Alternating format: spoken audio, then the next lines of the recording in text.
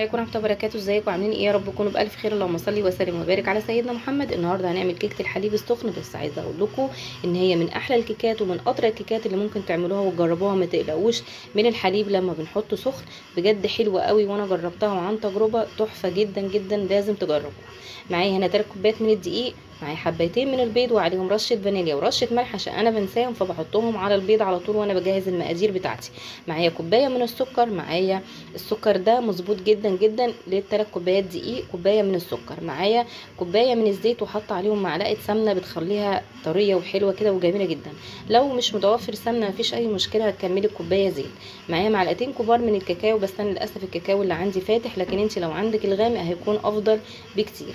معايا كيس من البيكنج باودر على 3 كوبايات من الدقيق، وكمان معايا معلقه خل كبيره، وكمان الحليب انا حطاه على النار عشان يسخن معانا، لازم يكون سخن. تمام، ما تقلقوش من الحليب السخن اللي بينزل على الكيك، بجد بجد بيبقى حلو قوي. ما تنسينيش في لايك واشتراك وتفعيل الجرس عشان يوصلك منه كل جديد. ويلا بينا نجهز الشفشق بتاع الخلاط عشان نضرب فيه المقادير بتاعتنا. انا هننزل بحبيتين من البيض، بسم الله الرحمن الرحيم. هنضرب كل المقادير بتاعتنا في الخلاط، مفيش اي مشكله، ممكن بالمضرب اليدوي ولو حابين اللي متوفر عندكم اعملوه. هنحط كوبايه من السكر، بسم الله الرحمن الرحيم. السكر متكتل معايا عشان انا بحطه في التلاجة عشان عندي كميه نمل رهيب رهيب رهيب. هحط هنا برضو الزيت معاه وهضربهم حوالي 7 دقايق. لازم الخليط معايا يكون فاتح جدا جدا عشان ننزل بيه على الكيك بتاعنا، على الدقيق بتاعنا، وتطلع معانا كيكه جميله جدا وهشه من الضرب اللي احنا بنضربه في الشفشق الخلاط. تمام، وكمان بعد ما اضربه بدقيقتين 3 هنزل بمعلقه الخل. تمام، يلا بينا. الخليط بقى معايا فاتح ازاي؟ لازم يبقى فاتح معاكم بالطريقه دي. تمام، هبتدي انزل بالكاكاو، بسم الله الرحمن الرحيم، وهنزل بالكيس البيكنج باودر. تمام،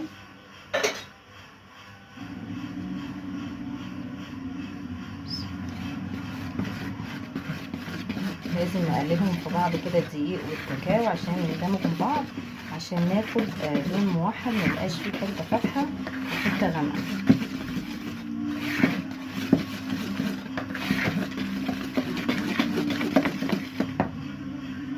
ودلوقتي هبتدي انزل بالخليط بتاعي، بسم الله الرحمن الرحيم.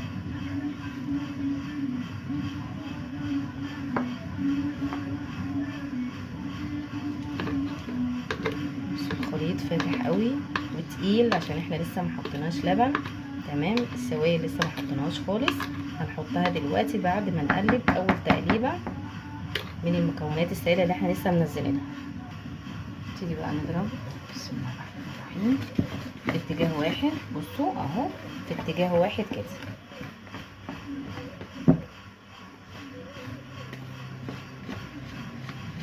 بصوا متكتل ازاي، بصوا.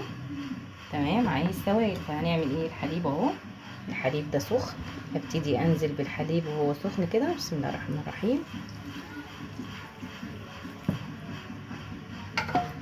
شويه بشويه. يعني انا نزلت دلوقتي مقدار كوبايه وربع. حد يقول لي من غير ما تعايري؟ عينيا ميزان، عشان طبعا مش اول مره اعملها فعارفه المقدار اللي انا نزلته. بصوا لسه الكيك اللي بتتعمل بالحليب السخن بتشرب سوائل شويه. بصوا لسه متكتله ازاي. طب انا ما عنديش الا كوبايه لبن واحده يا ام محمد، نكمل بميه سخنه برضو مفيش اي مشكله.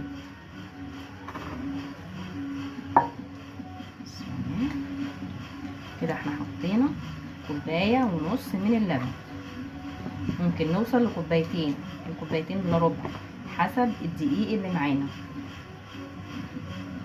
اتجاه واحد كده، نقلب بالراحه. بصوا القوام بتاعها، لازم القوام بتاعها يبقى بالشكل ده.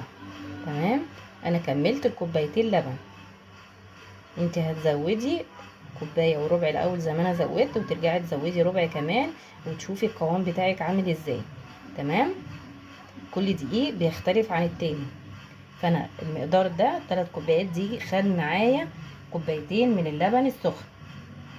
زي ما انتم شايفين القوام بتاعها اهو، تمام. هبتدي اصبها في الصينيه وهدخلها الفرن. انا مشغلاه من تحت بس على درجه حراره 160.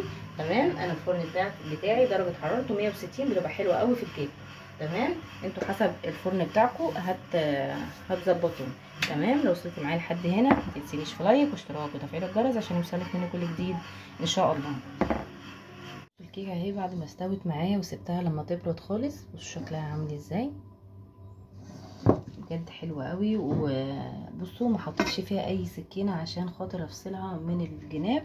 تمام. هي فاصله لوحدها لان انا دهنه الصينيه بتاعتي زبده على دقيق. تمام. يعني عملت بالزبده ورجعت حطيت الدقيق. تمام. بصوا بقى لما قلبناها حلوه جدا جدا. عايزه اقول لكم ان طعمها حلو قوي، هيعجبكم ان شاء الله. ده شكلها. تمام. ده القاعده بتاعتها. بصوا نحاول بس ما نكترش دقيق، ونحط يا زبده يا سمنه مش زيت في الارضيه بتاعتها. تمام. اهو بالشكل ده. عايزه اقول لكم حلوه قوي وجميله وهتعجبكم ان شاء الله.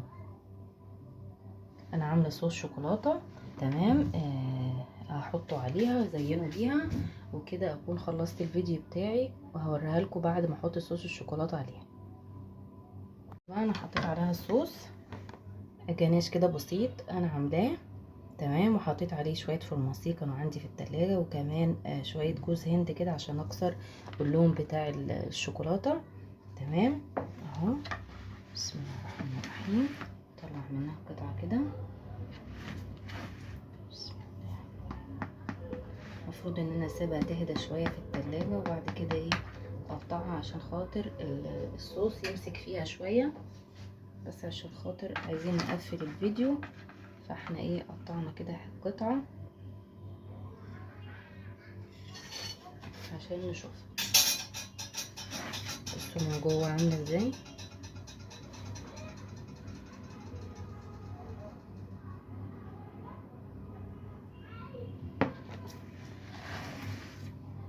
بصوا الكيك من جوه عامل ازاي.